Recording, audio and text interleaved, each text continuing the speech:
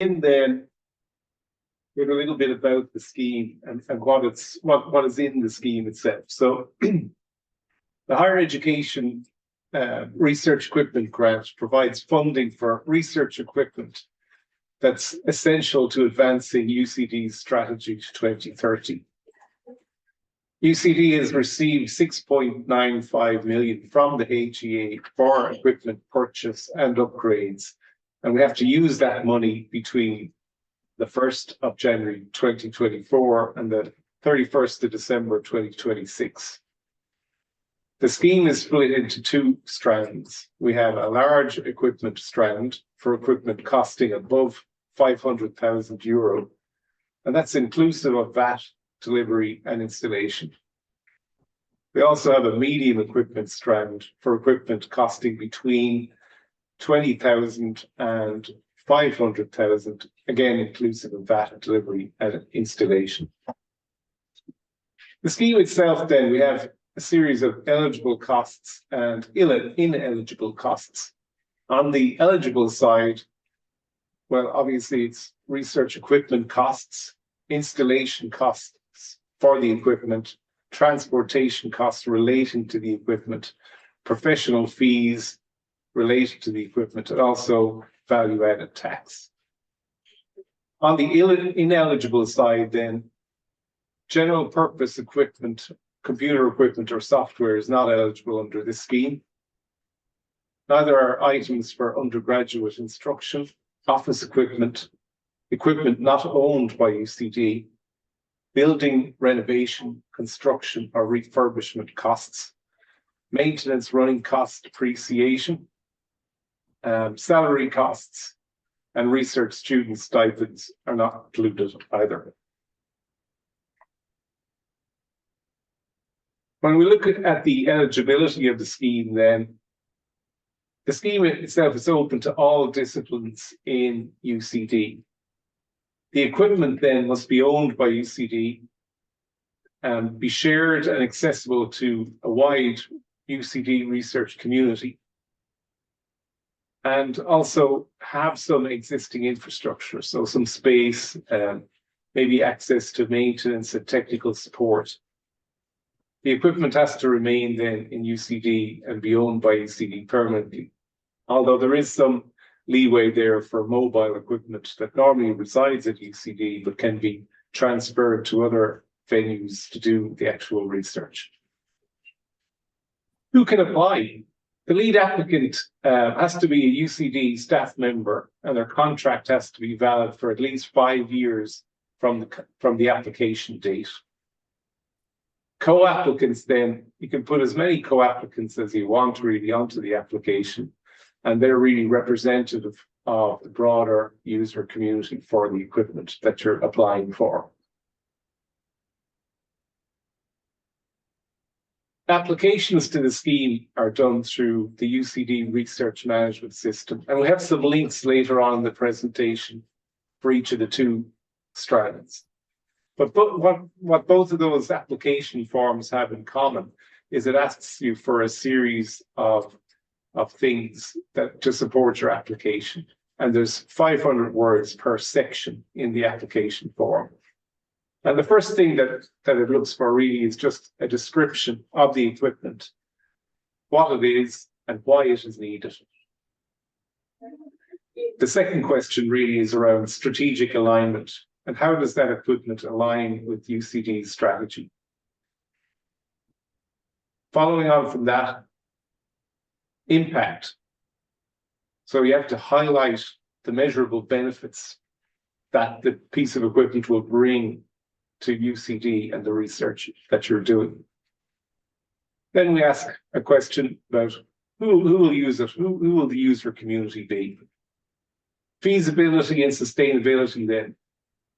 How is it going to be installed? Where is it going to be installed? How is it going to be supported and maintained?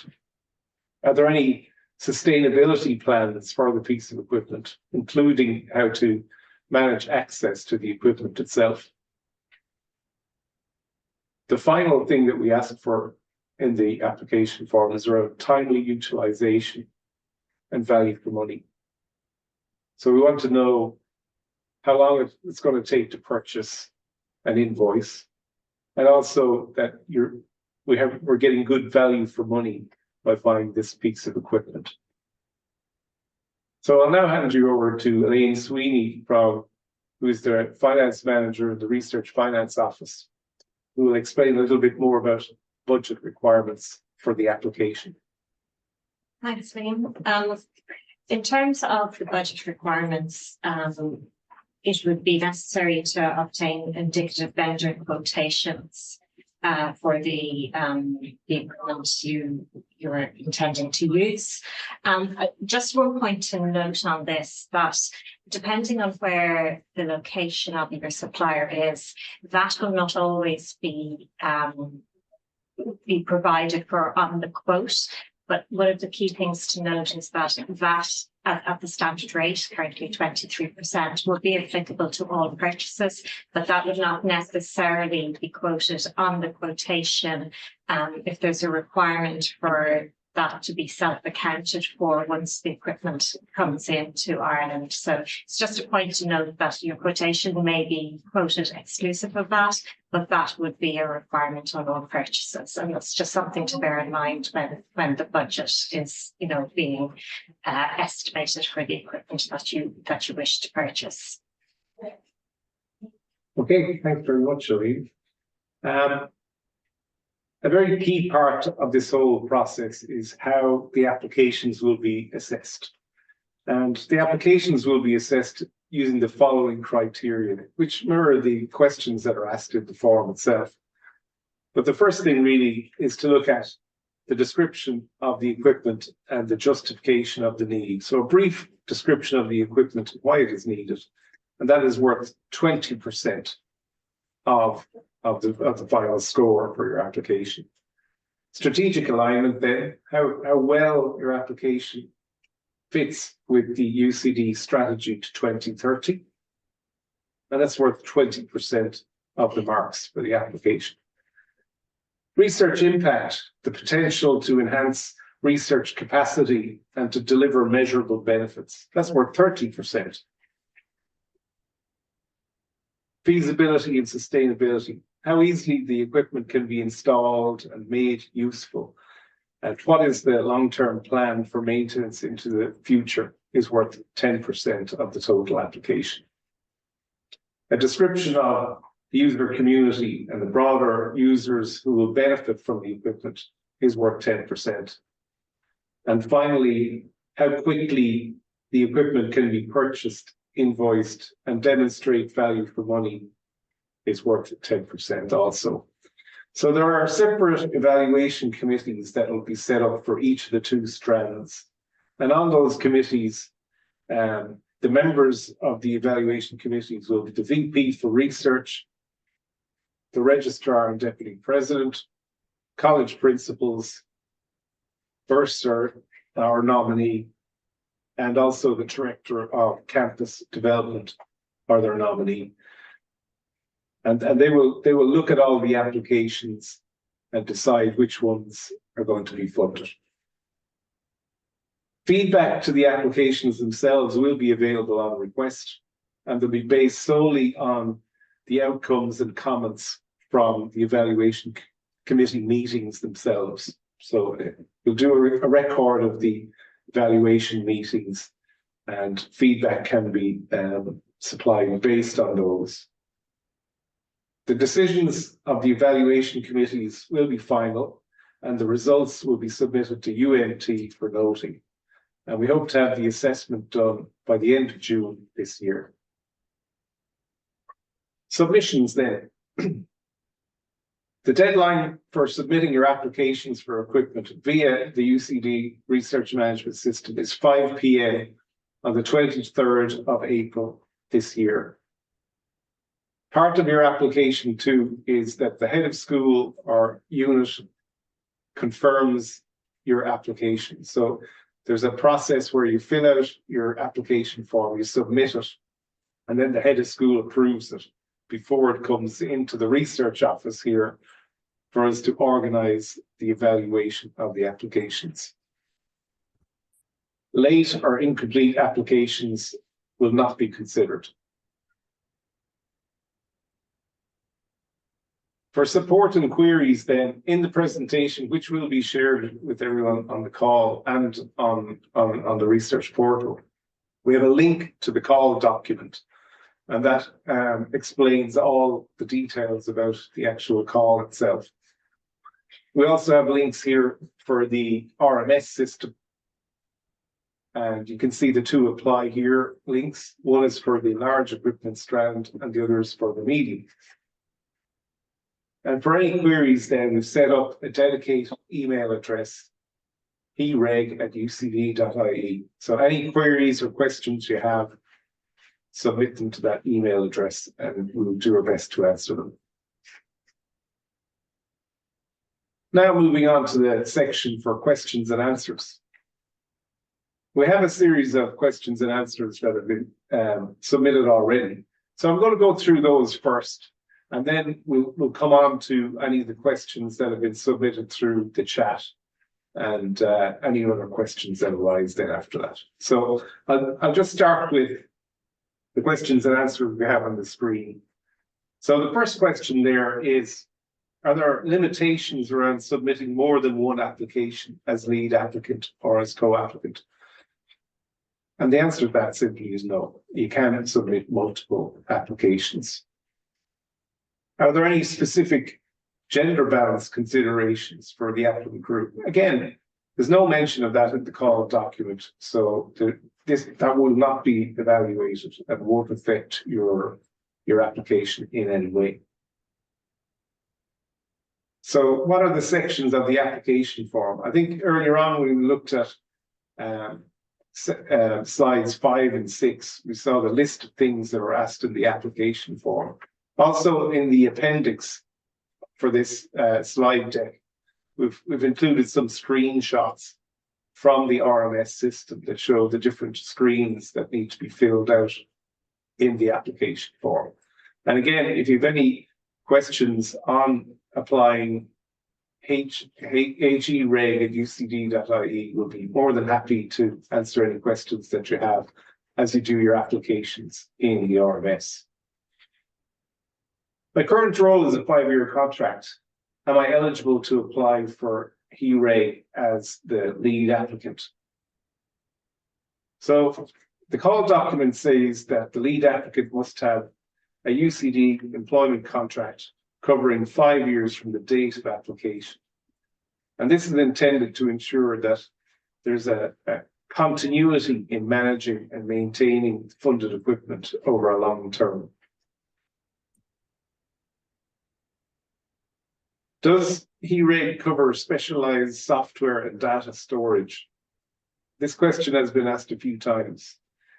The HEREG scheme covers research equipment costs, including installation and transportation where necessary. However, general purpose computer equipment or software is explicitly excluded from the funding. However, if your request involves specialized physical equipment for research data storage or specialized software that will be owned by UCD and will be stored or available on campus, it is eligible under the scheme, provided, of course, it aligns with UCD's strategic priorities and serves a broad user community. Question 6 then, for the medium research equipment strand, do individual items need to be above 20,000 or is it just the overall budget? So yeah, I mean, the overall budget needs to be over the 5-year period needs to be 20,000 or above. So that can include multiple things in the one application. Question 7 then, my research equipment is only available from a single supplier and there are no equivalent options available from other suppliers. Again, while the application form does stipulate that you have to have at least 2 vendors, there will be some equipment that's only available from one vendor. So our advice would be supply a quote from that one vendor and a reason why you weren't able to find other quotes from other vendors. Again, this will be used by the evaluation committee to make a decision on whether or not the application is funded. However, when the application is successful, you will have to go through UCD's procurement processes, and we have included a link to that on the slide. So again, while for the purpose of your application, you just really need to explain why there's only one vendor.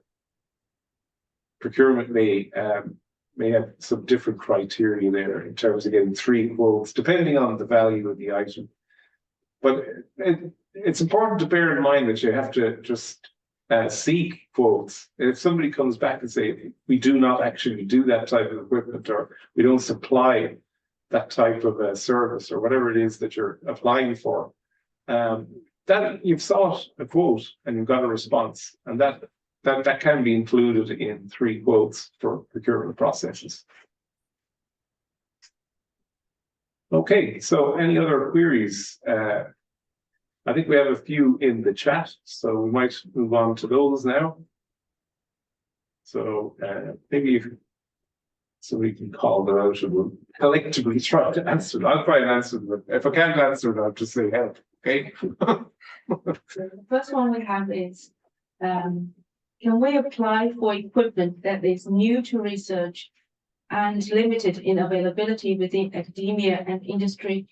While it will certainly have a huge research impact, its broader community relevance may be limited due to the novelty of the area.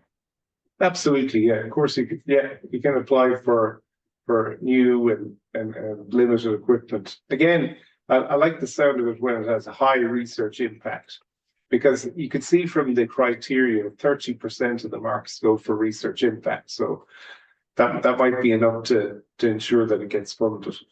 The broad user community is, I think, worth 10%, so it's a lesser criteria. So absolutely, yeah. The second one is regarding the requirement for 2 quotes where there is only a single supplier available for a specific piece of equipment. Can a single source justification be made?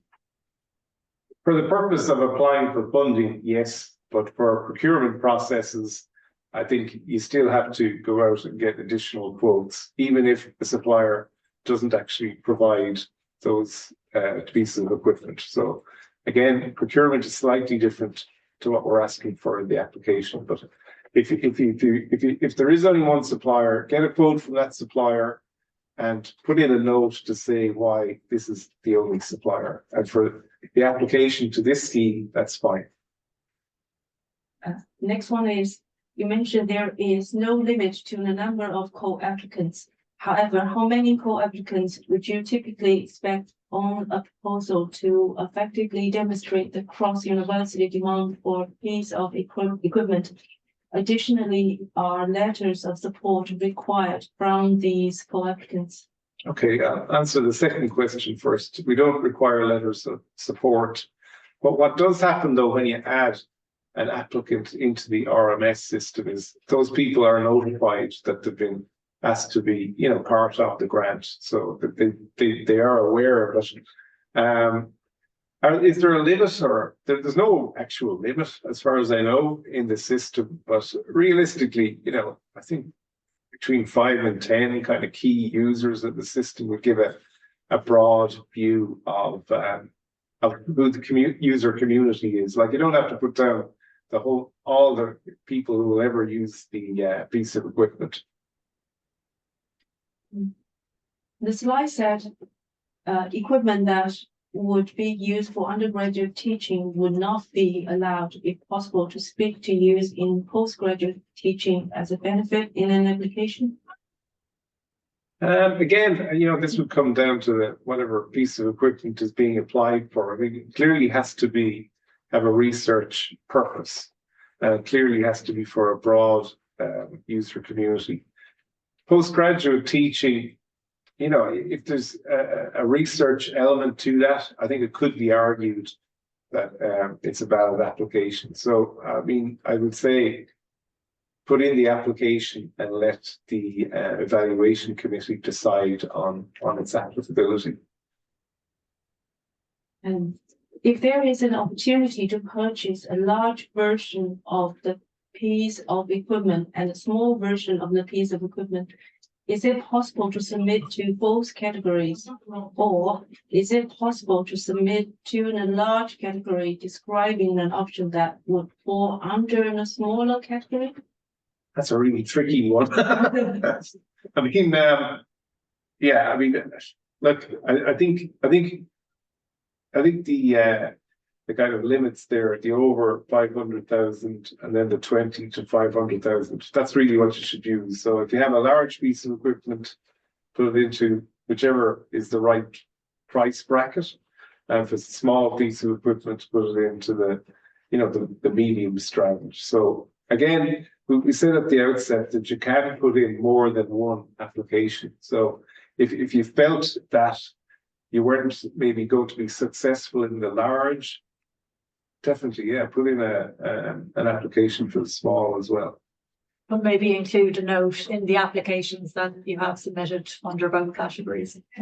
Yeah, absolutely, yeah. So that, because the evaluation committees might be slightly different for each strand and they may not have seen it before. So yeah, that's a really good one, Audrey, actually, yeah. Okay. Next one, is VP college principal approval required if the lead applicant is a head of school or a head of unit? Oh, okay.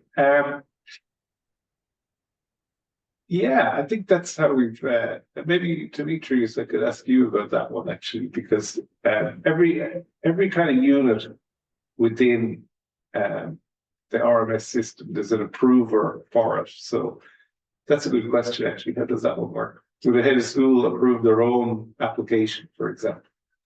I think in this case, for proposals, I think that will be sufficient. This is for the school to assume responsibility for whatever happens with this proposal. We have different routes when we do that for grants. Yeah. So when a grant is coming in, we have to have a two-step approval. So we seek the VP for the college or somebody higher than the head of school to approve this.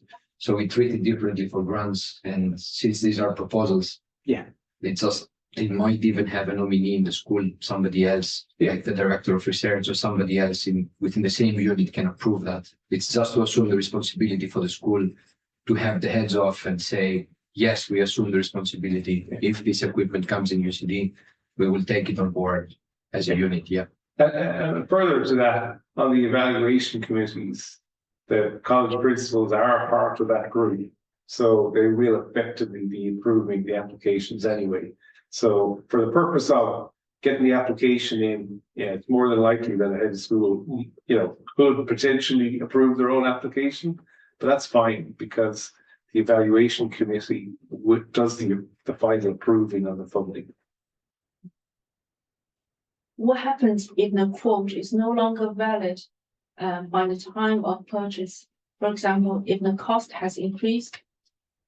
I think if, you know, in this scenario, it might be no harm to put in a note saying that, you know, if there's a contingency may be required in your application, that it could be go up 10% or something like that, or maybe if especially if the quote is a little bit old and, you know, a few months old, for example, and it's a highly volatile pricing situation, put in a note to explain that in the budget section.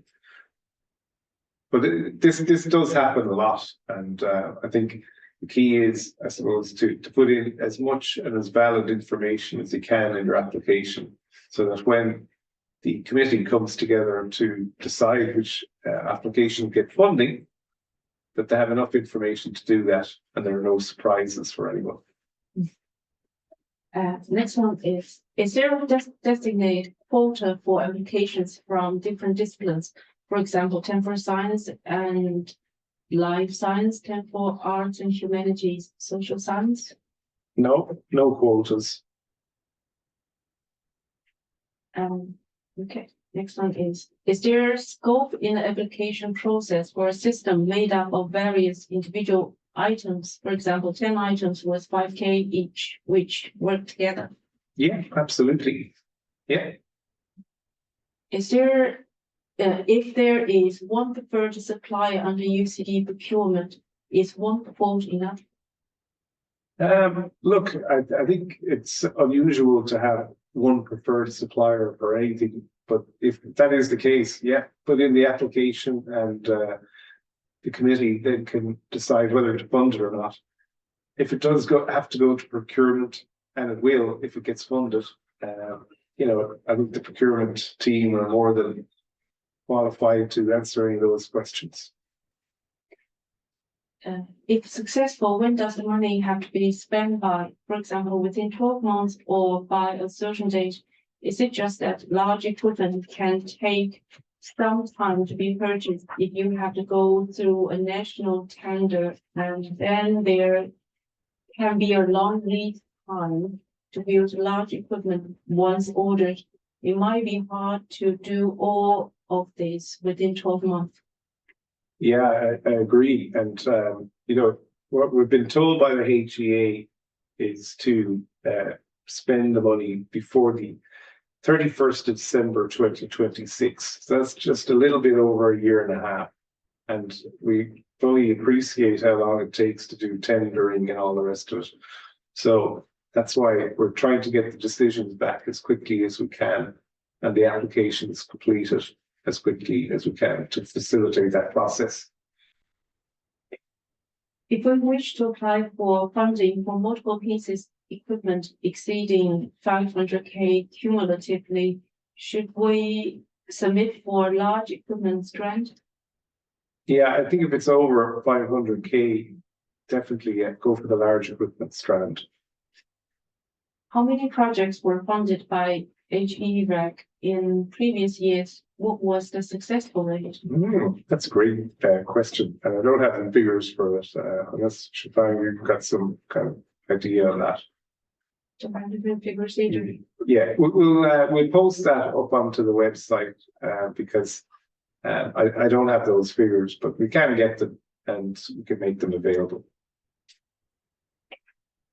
Where a few schools involved in one application, is it only the head of school lead applicant or all heads that need to approve the application in advance of submission? It's only the head of school of the lead applicant that needs to approve the application. So we want to try and minimize the amount of kind of processing on these forms so that they get submitted as quickly as possible. So just the one head of school approval is needed. If there is a need for custom-made furniture needed to install the equipment, can we include a quote for same as part of installation? Absolutely, yeah. I mean, equipment and furniture, in my mind, are one and the same thing. So if it's a stand for a piece of equipment or something to kind of facilitate its operation, that's a physical, you know, piece of equipment, a capital piece of equipment. Yeah, absolutely include that as part of the application. I think that's all. Okay. Unless there's any more questions, then I'd like to thank everybody for coming on to the call. And if you have any further questions, we have our dedicated email address, hereg@ucd.ie. So any questions that you have, put them through there, and good luck with the applications. Thank you very much.